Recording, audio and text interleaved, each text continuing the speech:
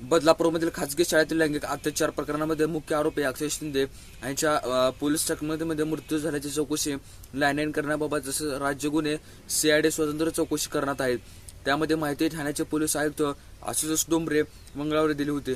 संपूर्ण प्रकरण आता चौकशी अधीन झाल्यामुळे पवार यांच्यावर आता भाष्य करणे गैरतंत्र सांगितले गेले आहे।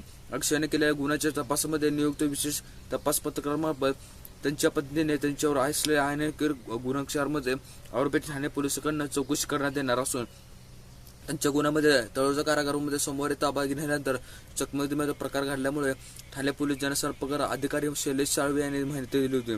पोलीस चकमकीमध्ये अक्षय जिथे गेला होता तिथे मुंब्रा बायपास स्थळ ज्या वाहनावर थरार घडला होता तो वाहनाचा मुंब्रा पोलिसांनी पंचनामा केला असून त्या ठिकाणी न्यायवैद्यक विभागाच्या पथकाने तपासणी केली आहे।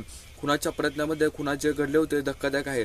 अक्षयने पोलिसांवर केलेल्या गोळीबाराबद्दल त्याच्या विरुद्ध खुनाचा प्रयत्न केला असून त्याच्या आकस्मिक मृत्यूचे असे 2 गुन्हे मुंब्रा पोलीस ठाण्यामध्ये दाखल करण्यात आले गेले होते। याची माहिती डुंबरे यांनी दिली होती। अतिरिक्त तर श्रावाने मृत्यू येताच अक्षय शिंदेच्या डोळ्यामध्ये गोळी लागल्यानंतर अतिवृष्टीमुळे झाल्याचा निष्कर्ष जिचे रुग्णामध्ये प्राथमिक शवविच्छेदनाने अहवालामध्ये नोंदवण्यात आला असून त्यांच्या डोक्याला एकच गोळी लागल्यामुळे अहवालात असं म्हटलं आहे। अक्षयचा मृत्यू मंगळवारी जे रुग्णालयामध्ये आणण्यात आला होता। शरीर गोळे अडकल्यामुळे त्याची खतरजमा एक्सरे हँडवॉश आणि बेसुराची फॉरेन्सिक लॅबमध्ये तपासणी होणार आहे।